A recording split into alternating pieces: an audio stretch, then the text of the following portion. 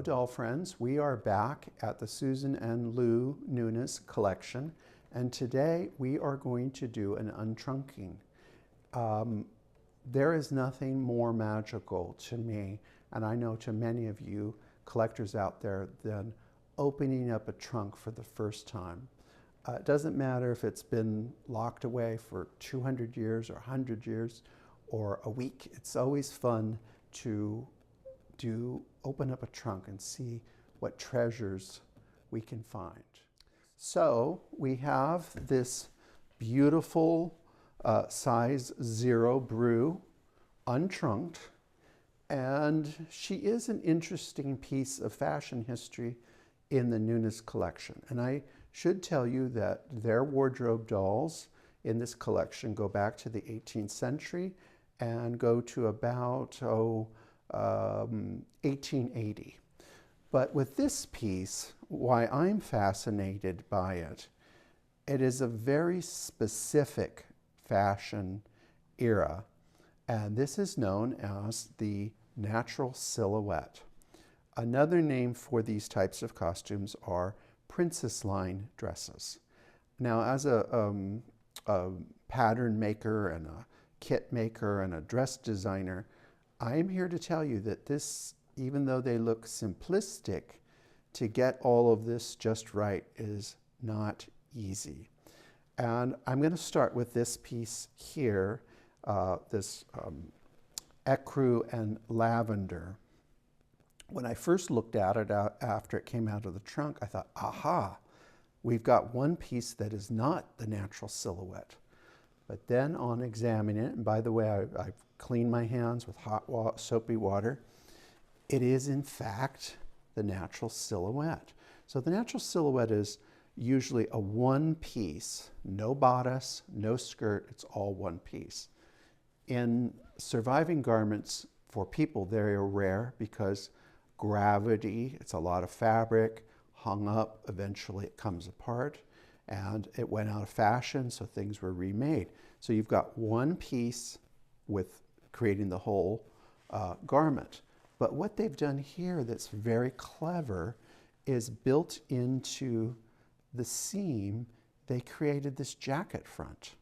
Now, I have never ever seen this on another people's garment or a doll garment. It's very, very interesting. And it has the many hooks and eyes in the front, and it's slightly gathered in to create this interesting effect. Beautifully finished with, at first it appears to be ribbon, but it's actually not. It's just satin that's done in a bias. Nice little fringe. This is what I think is very interesting. They've piped the center back, the sides, and they've done a little bit of gathering here. And you can see it folds into this lovely, lovely train. Now, ultimately, this fashion, which is from the late 70s, would go on to be known as a wrapper. So it would be something that a lady would wear. This was for streetwear, but ultimately it would be, even into the 1880s, be used as almost like a dressing gown to wear around the house. But this is not that. This is full high fashion for out promenading. And then here's another one that gives the impression of, you know, this is a two-piece, but yet it's still following a very long, if you were to call this a bodice, I wouldn't, but to say a top, it's all one piece with the skirt connected. So in a way, it gives the appearance of two pieces, but it is one. And I think that this is a silk linen blend. They did have blends then too, very French blue color. And look what they did with the lace. They took the lace and they put the headers up to each other, and they created this really beautiful lace detail. Again, fitted to the body beautifully. I think that because of the sleeve length on this, a reception gown. And she could wear this hat, which is beautifully crafted. And this is molded on a form. It's felt. And then it has a hard finish to it. And that is achieved by paint. So they would simply just take the felt and they would paint it. And I think it would give it a certain amount of an interesting look to it. And you'll see that paint used regularly on hats for dolls and for people. And I don't think I showed you this little hat that I think goes with this, and it can go with another piece. But look at the beautiful straw edge that they've done by snailing it. Beautiful reed, wonderful little darling flowers. The inside looks like it was lined with a pink, and of course, elastic. They used elastic bands. Elastic was alive and well. Rubber was around for that. But almost on all antique doll hats, you'll find that the rubber has given away, and you're just left with the silk to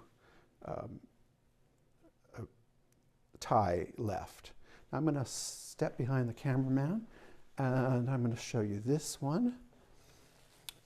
Now, what you'll find in most wardrobe dolls, and I will say that in my opinion, everything that we're looking at here is all professionally made. This is not homemade. These are not homemade pieces. These were made by a professional and then ultimately retailed in a shop.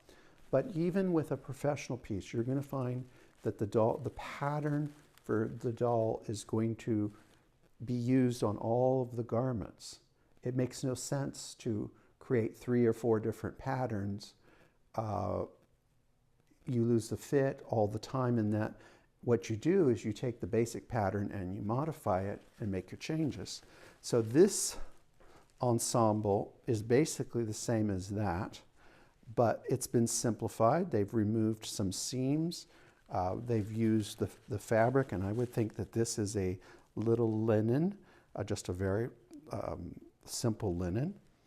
Buttons down the front because natural silhouette. You see that a lot. And then they've created this little detail by taking some lace and then overlaying some braid. It's almost soutache, not quite soutache, but some very nice braid, and then trimmed it in. At first it looks to me like black, but I think it's a deep purple trim, and created another little lovely piece.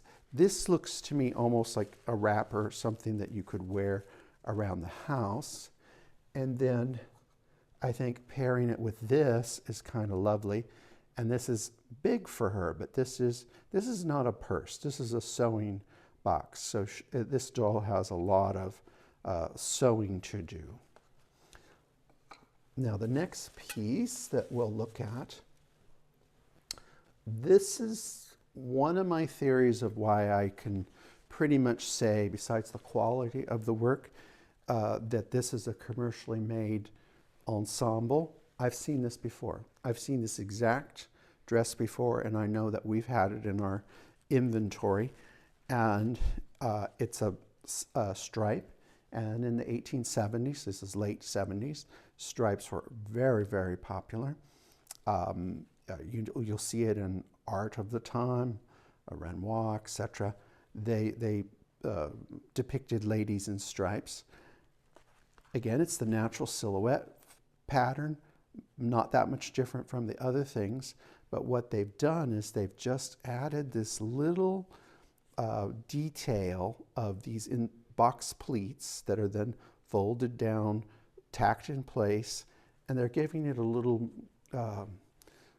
flavor of the 18th century, a little nod to Marie Antoinette, even though this is not something that was even around in her time.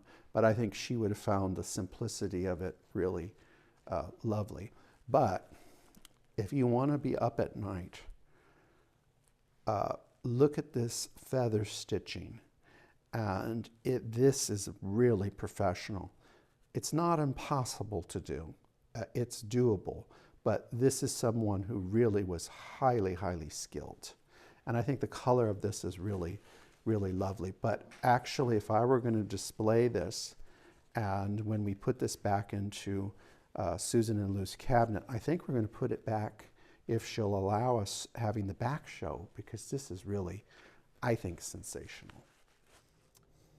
And I believe that it's pretty clear that she could wear this lovely straw hat with this ensemble.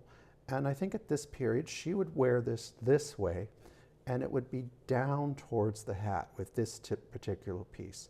There's a difference between a bonnet and a hat. This is a hat. A bonnet would cover the ears, and it has the same trim. So I think we could safely say that this was meant to go with that piece. Beautifully lined in the inside. And look at those bold stitches to put all the trim on. It wasn't something that anyone lost sleep over whether it showed or not. This was a natural thing in millinery of the time. So before we go and look at the doll herself, let's look at all of her accessories. So she has a handkerchief that's a little bit oversized. Remember, this is a doll. This is a plaything. Scale wasn't, if a child decided to have this be the thing that she picked when she was going to, say, sewn or whatever, that's what she picked. But it's an original commercially made hanky, and it's one that I have not seen before. So she has a nice band box for her hats with the original ties, and I think she could get more than one hat in it. And then she has her adorable little Dresden box, hat box, and this would be probably picked up at a candy store.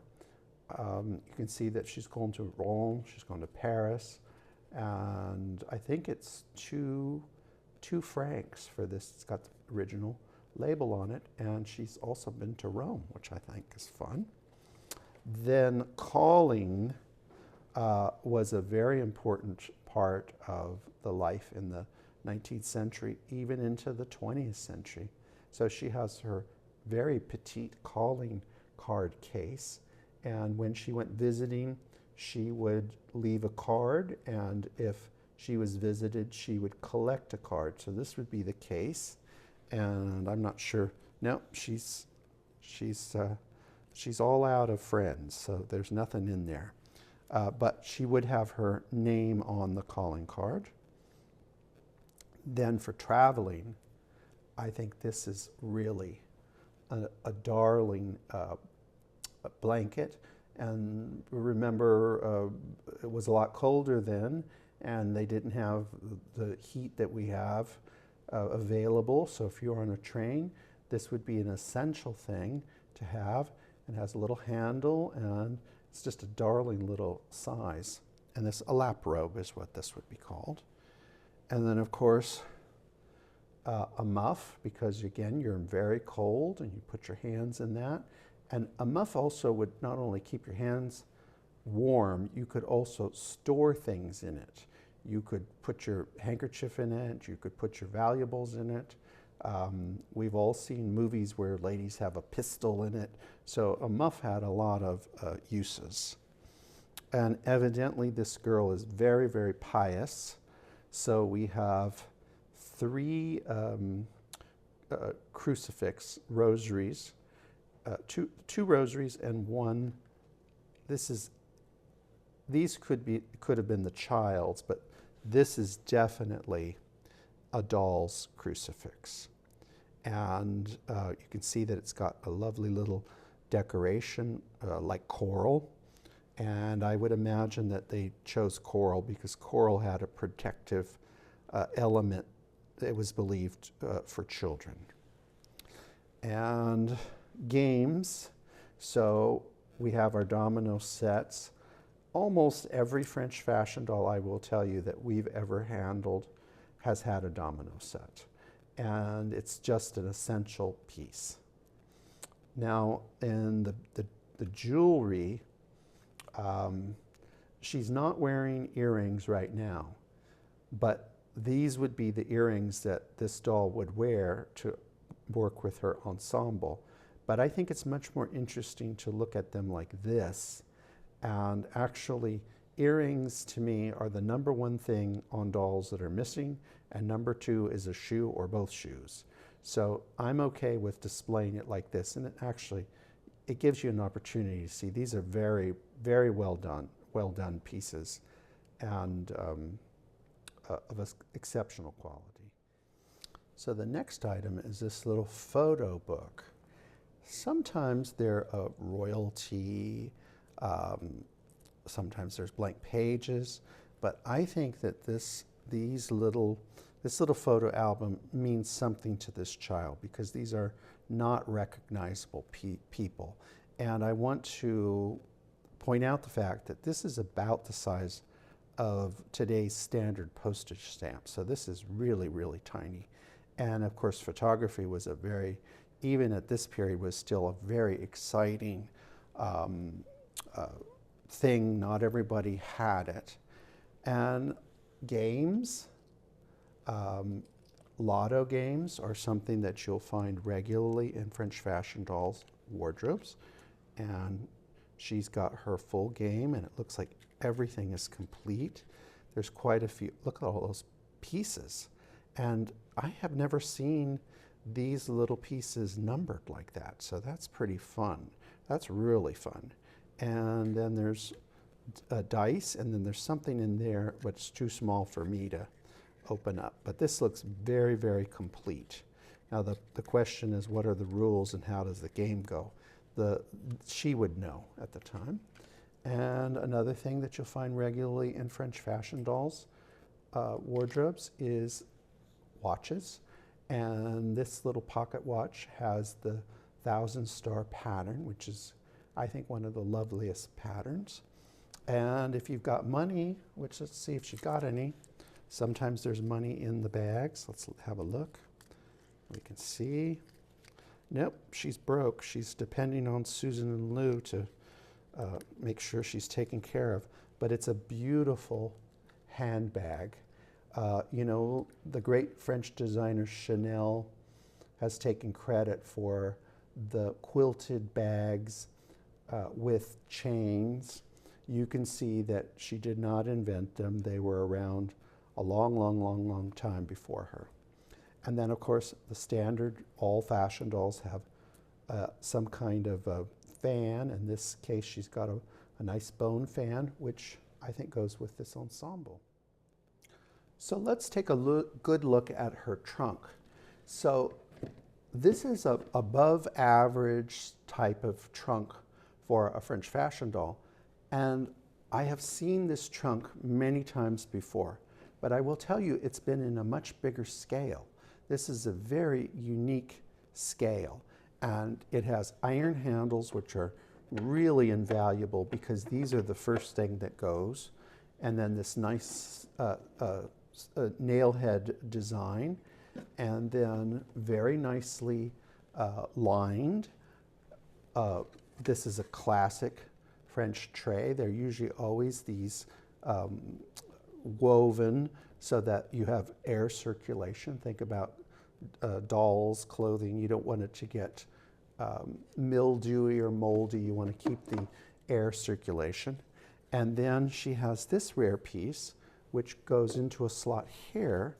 And this is the place that the bonnets go.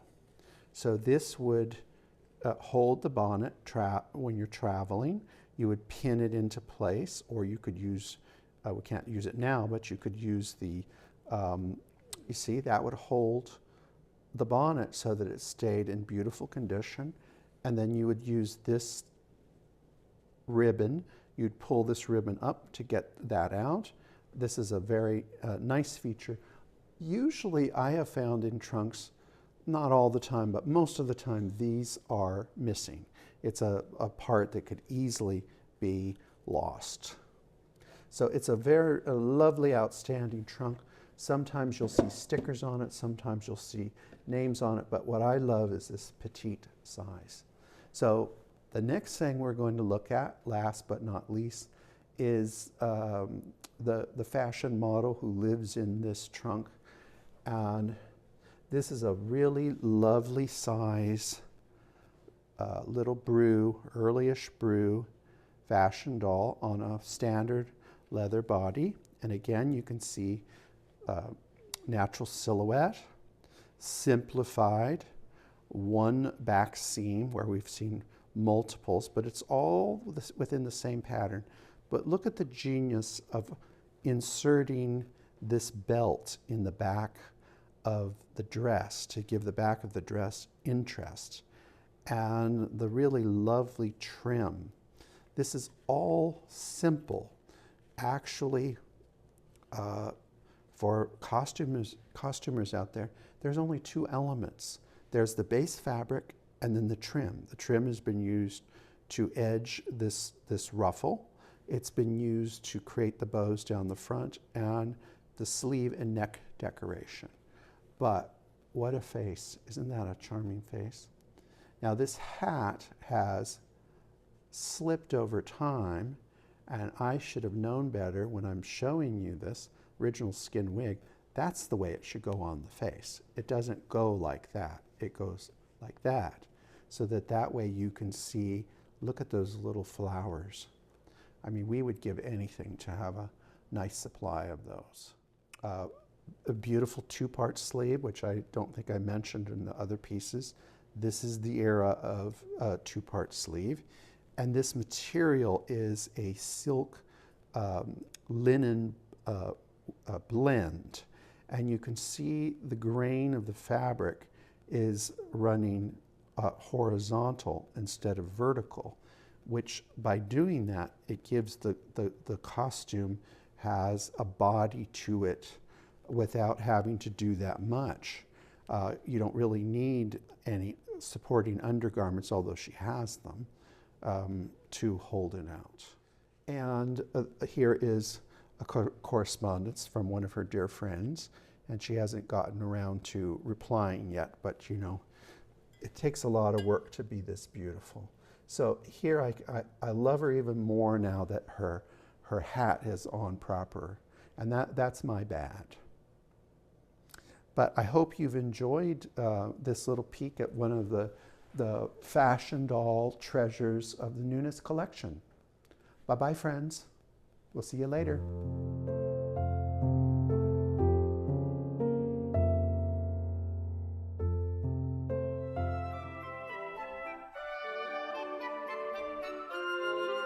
Remember to like, subscribe, and hit that notification button.